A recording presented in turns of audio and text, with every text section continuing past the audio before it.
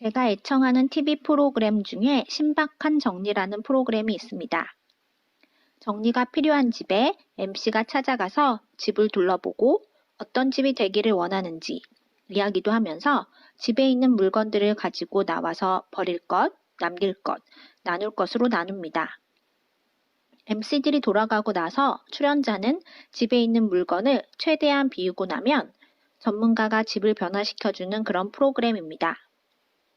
첫 회부터 빼놓지 않고 챙겨보는데 볼 때마다 정리를 한 후에 출연자는 바뀐 집을 보며 눈물을 흘리곤 했습니다. 제가 이 프로그램을 애청하게 된 이유는 정리 전후가 대단히 극적이며 정리를 넘어서 출연자들의 마음을 움직이는 모습 때문입니다. 그것이 공간의 힘입니다. 오늘은 공간에 대한 이야기들을 살펴보았습니다. 어디서 살 것인가? 유현준. 유현준 교수의 다양한 건축에 대한 생각들, 철학이 담겨져 있는 책입니다. 지식은 책에서, 지혜는 자연에서란 말이 와닿았습니다. 유현준 교수가 생각하는 좋은 건축물이란 주변의 환경을 잘 이용하고 조화를 이루는 것이라고 합니다. 공원에 대한 공간 배치라던가 몽골 제국이 역사상 가장 넓은 영토를 가졌으나 150년 만에 망한 이유, 로마가 어떻게 권력을 가지게 되었나, 이런 이야기들을 건축학적 입장에서 풀어나갑니다. 현대에 들어선 건축물이나 도시 계획도 우리나라와 다른 나라를 비교해가며 이야기를 풀어갑니다. 결국은 우리가 가진 자연, 지형에 따라 건축물을 만드는 것이 가장 이상적이라고 이야기하는 데에 공감하였습니다. 기성세대가 건축물과 물리적인 것에 가치를 두었다면 다음 세대의 가치관은 구체적인 물질보다는 정보를 통한 경험에 더 중점을 둘 수밖에 없을 것이라고 이야기하면서 다음 세대를 위한 이야기까지 곁들입니다. 앞으로의 세대는 건축면에서도 기성세대와 많은 차이가 날 테지요. 그렇지만 건축이 다른 예술과 다른 큰 차이점은 가장 근본적인 자연 법칙인 중력을 이겨내려는 인간의 노력을 보여준다는 점이다. 라는 유현준 교수의 말처럼 건축은 우리의 생활과 가장 밀접한 하나의 예술품이 아닌가 생각됩니다. 두 번째 책은 공간이 마음을 살린다. 에스터 M. 스탠버그의 책입니다. 공간과 환경이 인간의 심리, 정신, 건강에 어떠한 영향을 미치는지 아주 다양하게 자세하게 나와 있는 실험 보고서 같은 느낌입니다.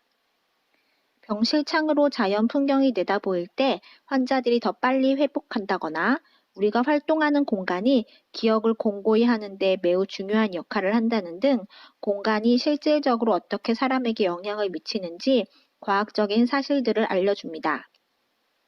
이 외에도 음악, 냄새, 촉감 등 신경과학자들이 연구한 연구 내용들을 소개합니다. 세 번째 책은 공간의 재발견, 론 프리드먼. 이 책은 당신이 일하는 공간을 바라보는 시선을 바꿔놓을 것이다. 괴짜 심리학의 저자 리처드 와이즈먼 교수가 이 책을 읽고 한 추천사입니다. 천장이 높은 공간에 있을 때 창의성이 더 발휘된다거나 큐비클 안에서 이루어지는 작업은 스트레스를 주며 생리적으로 해롭다거나 하는 공간 배치에 대한 소개가 나옵니다.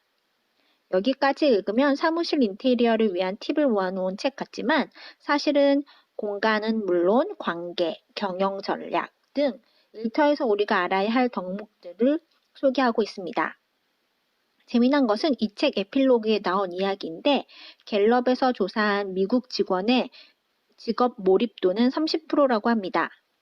그런데 이 수치는 경제가 잘 돌아간 해에도 똑같이 나왔다고 합니다. 이 책의 저자는 리더들은 직원의 업무 몰입도를 높이려는 시도를 하긴 했지만 틀린 방법으로 했다는 것이지요. 그런 면에서 이 책은 실질적으로 업무 환경 개선에 활용할 수 있는 도움을 주는 책이라 할 수 있습니다. 일과 가정생활을 합치면 모두의 질이 올라가며 중간중간 놀이나 운동을 하게 해주어야 한다고 했는데 이 책이 2015년에 발행된 책이니까 현재 조사를 해보면 또 다른 결과가 나오지 않았을까 싶네요. 사실 요새 코로나로 많은 사람들이 재택근무를 하고 있잖아요. 코로나로 인해 오히려 업무 효율이 올랐을 수도 있겠다는 생각이 듭니다. 앞에서 말씀드린 대로 많은 사람들이 정리 후에 위로를 받았다고 하는 것은 공간 자체가 주는 힘이 아닐까 합니다. 마음대로 어딜 가지 못하는 지금 요리조리 우리가 가진 공간을 좀 정리해보는 게 어떨까요?